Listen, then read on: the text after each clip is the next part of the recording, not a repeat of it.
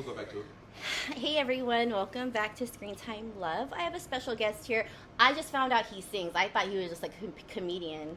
And every time I read his name, I see Cornball, but it's actually Cornell DJ Ball. But you need to change that because if you read it fast, it says Cornball. It's okay. And I thought that was your name for a while. It's okay. But I read it today, just today, and I realized it was Cornell. Okay, it's all good. So this is Cornell. Explain who you are. My name is DJ Ball. I'm from St. Louis, Missouri. I actually live here in San Diego now. Been here for about, I want to say like 7 years. I don't want to lie. 8 years. Something like that. Detroit? 8 years. Yours? Yeah, I've been out about like 8 years. And yeah, getting used to it, getting used to the scene. You know what I'm saying? What's I got the my scene? hands in a whole bunch of stuff. Just out here is a little different for me. It's very diverse, number one. You know what I'm saying? I'm starting to find myself more into things culturally for myself, you know what I mean? Into like Black San Diego and stuff like that. So just getting outside a little bit more, you know what I mean? Getting to know the locals, getting to know the, you know, how things work out here.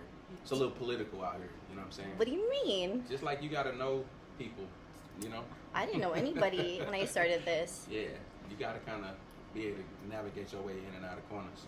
And this, everybody I notice is on a different level of something too. What do you mean? Like, you'll be hanging out with one person that probably don't make that much money, and they'll have more clout than somebody that's probably balling out of control. You know what I'm saying? You be getting into clubs and shit. You're like, how did you do that? Yeah. You work at Pick and Save. But I think out here it's because it's less judgmental, believe it or not. Oh. You know what I'm saying? Ooh, I don't know. It feels like it's the opposite, but I think coming from where I'm from, it's not as much pressure out here to be a certain thing. You can dress like a bum and be rich. You know what I'm saying? Like, I see people in flip-flops sometimes. I just be like, this motherfucker probably got more money than the person wearing a Jordan. I mean, that's how you stay rich, though, is you dress like a bum. That's true. Maintain money, not just make it. Yeah. But yeah, I'm navigating my way through these cracks and crevices of San Diego. Cracks and crevices. I like it here. That's why I'm back. Wait, so you left? I left. I was here. I was stationed. Were you in the military? I was military. Okay, thank you. I was military. That's how we all kind of got here. We all kind of transplants. But I was stationed here from 2008 to 12 or some shit like that. Went back home for 5 years and came back in 17. Oh, okay. So, you know. So now I'm here for good. You're a repeat offender. I am. He said, I love it there so much. I lived everywhere. Like, I was military, so I lived on the East Coast, down south, you know what I'm saying? Any major city I spent a significant time in. You know what I mean? You know what? I noticed that, though. When people come to San Diego, they don't want to leave, you know, especially if they're in the military. And then they go to, like, Virginia and Texas. This is probably the best, or Hawaii. This is the best place to be stationed other than Hawaii. I would honestly say yeah. You know yes. what I'm saying? My personal experience. New York, though, that's cool. New York is cool. I feel like that's a good place to be stationed. New York is too much going. It's too busy. Just like LA for me is too busy. Yeah. So like San Diego, you get the beauty of California, but you don't get the busy of LA. So I kind of love it here specifically. If you can afford to stay here, I feel like you can make the best of it. There's always something to do. You know, it's free stuff to do too. Yeah. So you don't really got to be like rich to have. We're 15 minutes to the border to another country. We're 15 minutes to the mountains. We're 15 minutes to the beach. We're 15 minutes to I'm not LA. We're 2 hours from LA, but it's like we have everything here. I had a day where I got up and I was on the beach. I went and smoked on the beach, and then we went to Big Bear that afternoon. So I was on the beach in the morning and I was in the mountains and snow at night, and that was all in the same day. You know what I'm saying? And you can only do that here. Only do that in California. You know what I'm saying? I mean, San Diego. Because even LA, you'd have to far. Travel pretty far to get to the beach, and the beaches aren't always nice. You know, I mean, I think San Diego just has it all. Like, I agree. It's well-rounded.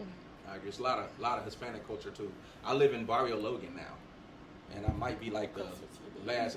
I might be like the last black man in Barrio Logan. I see a little sprinkle or something, but it's all Hispanics on my block. Well, they're starting to gentrify that area too. If you notice, it's gotten nicer. It is nice. I heard rumors about it before I moved over there, but when I got over there, I was like, "What are y'all talking about?" Did you hear about that girl? She tried to open a fruiteria. She was from state, blonde hair, really pretty girl. And she posted a video and she's like, I'm here to open our fruiteria. And she and then she's like, I just want to make this city a better city, and I'm here to like whatever. Yeah.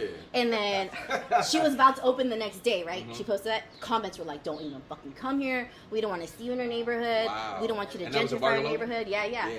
And then she didn't open up her spot, but like she had already like set it up and everything. That's deep. But I mean, people were like, you're gonna gentrify our city. And the fact that she was like Fruiteria.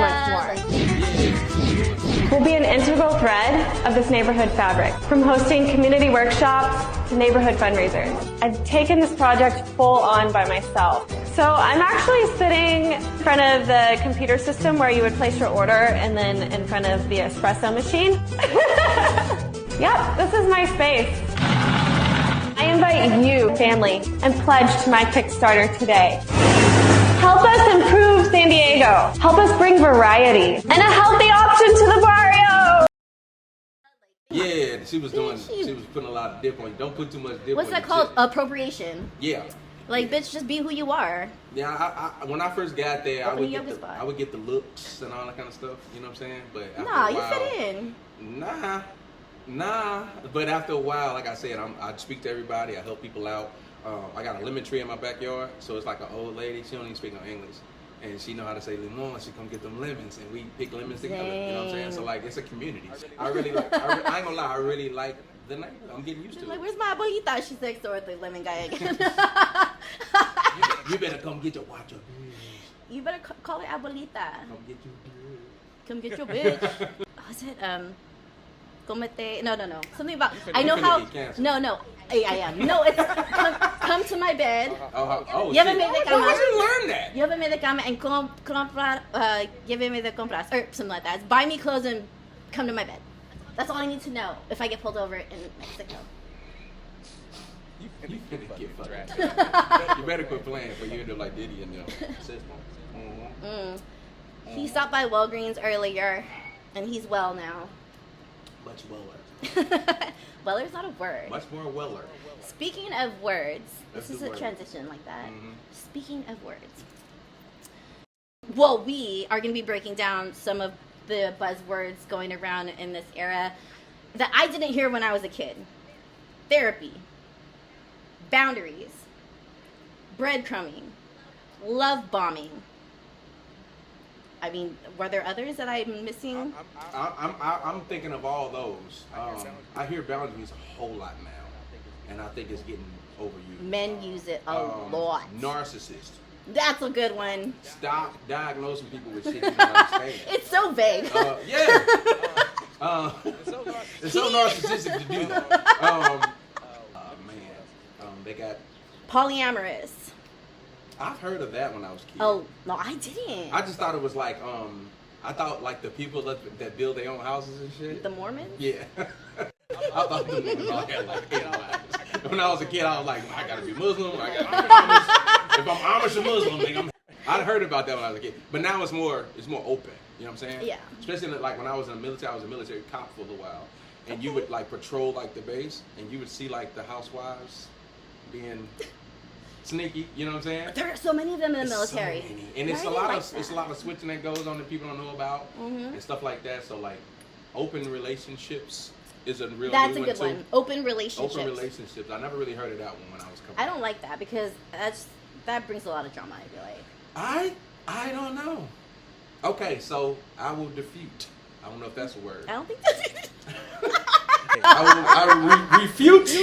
I don't know. I don't think those are He said defuse and Defute refuse. and refute your comments. No, I feel like to each his own, Dispute. right? I would dispute that. To each his own, okay? To each his own. I feel like if an open relationship works for two people, and those two people, just let them have it. I think people on the outside shouldn't have nothing to say about that. You know what I Okay, mean? but if they're having an open relationship, are they telling the other people that they're in an open relationship? Yes, that's the rules. So then those other people have to be in open relationships. Those other people have to be okay with you having somebody to go home to. I don't know that many people. that Now I'll are tell you this: a into lot of open people are single and they out here and they got, you know, dude for this, dude for that, a woman for this, woman for that, and they are in open relationships. They just ain't committed to nobody. You know what I'm saying? I really feel like if you sharing somebody, that's the same thing in a way. You know what I mean? And if you're honest about it, I don't see nothing wrong with it. That's polyamory, then. That's polyamory. But polyamory is having a relationship with this person. So it's like, let's say it's like me, you, and Tamika, and all three of us are Who's in a... Tamika? She's sitting right here. Oh my So god. it's, Who's the fucking... I can't. I'm done. if we were all in a relationship together, then we would all be in a committed relationship. So it's us three and nobody else. You know what I'm saying? That's like poly. Okay, but like the two like, girls yeah. are showing each other more attention. Yeah. Are you okay with that? Yeah. In bed. Yeah. They're like, nah, you're good. You can stay there. We're gonna fuck. Listen, if you got it like that, then you don't. Beggars can't be choosers. I think that's different when you're in the situation. I think your emotion will get the best of you because you might like one more than the other. Well, I've been in a situation long time ago. Why you make that face? A long time ago. Long time ago. Over here. Long time. I was younger. And the woman I was dating, like women. He was like 35. That long ago. long No, time that ago. was not that long ago. I was in my 20s. So, Okay. but no, the woman I was dating at the time, she liked women too. And there was one particular woman that she liked. And that woman was okay with me. And we all just kind of had a thing. And it was only us three for a few months, actually. It didn't last long because we were young and people was moving around and had other things to do. But long story short, it was different. Was it military? I was out. I was out at the time. But I was in a situation where like it was fun to watch sometimes. You know what I'm saying? Okay. And I never felt like they loved each other when they loved me and no crazy shit like that. I'm not even a jealous person anyway. I just don't think that's like it's for love. It's for lust. I think that it's possible to love two people. I don't think it's possible to be in love with two people, but to have a love for someone that's kind of deep and shit, I think you could do it. It's just to each his own. I'm telling you, everybody don't think the same. Everybody don't feel the same. I mean, there is a show on TLC, right? What's it called? Ah, fuck. It's TLC Sister Wives. Sister Wives. Bro, have you seen it? How fast? No. I have okay. Dude, I'm just saying because, like, only certain people put up with that shit because I know for a goddamn fact. I get you. Okay, no, they're not ugly. They might be cute in their hood. Well, Lou Williams was a famous basketball player. He has a podcast out, and he had two girlfriends. It was reported that the shooting guard was dating two women simultaneously, and they were okay with it. Not many guys could make the situation work, but it worked for them, so that's another point to his list of achievements in life. Lou Will was in a relationship with Ashley Henderson and Reese Mitchell, and the setup confused. This was bad. He always had like two girlfriends, always. Okay. And he was known for that. You know what I'm saying? But the Sister Wives, they have more than one. There's two others. So he has like three girlfriends. They all live on a compound. Trust. A compound. Yeah. It sounded real R. Kelly-ish around here. It sounded real incestuous. K-Relly. Like, why would someone put up with one man though? Like, I don't get that shit. Like, it's protection. Go find another man. Just some people just get. I'm telling you, to each his own. What we don't understand ain't for us. That's what I realized. You know what I'm saying? Okay, but it's not natural. Everything ain't natural. You mean you're gonna put your dick in 4 vaginas in one night, and that's natural? Some people put them in booty holes. That's cool. How's that natural? I mean, it's one hole. You said a hole is a hole? A hole's a hole. No! A glory hole's a hole. No. It's all the same in the dark. A hole is not. It all feels the same in the dark. Don't y'all live by these rules. Okay? Diddy style. Diddy style.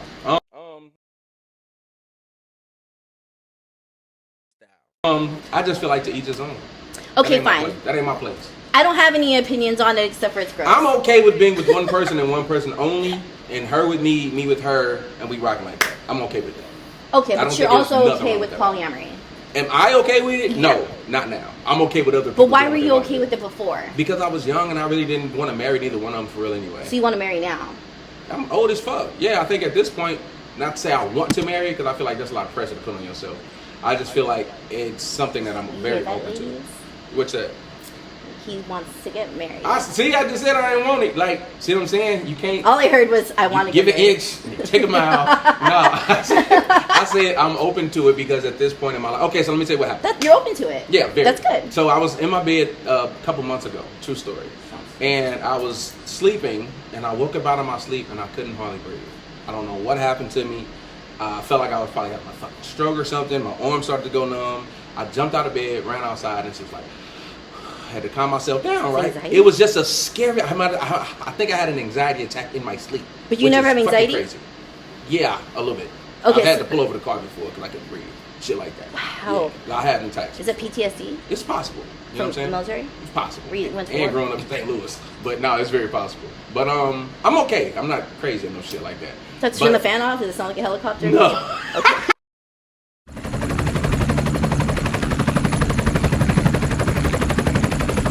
That's hella funny. I saw Grey's I cut the fan off. I saw Grey's Anatomy, and the guy was looking at the fan on the ceiling. And He went buck. Just started shooting up he went the club. buck, yeah. No, nothing like that. It was a scary moment because I thought in that moment, damn, it ain't nobody here. See, it was just me and my son for a long time. Yeah. And when I told my son about it, he got really scared and was like, Dad, you can't keep being by yourself, man. You need an emergency bracelet. I need like a life alert. See, I'm too young for life alert, son. Response service. Watch.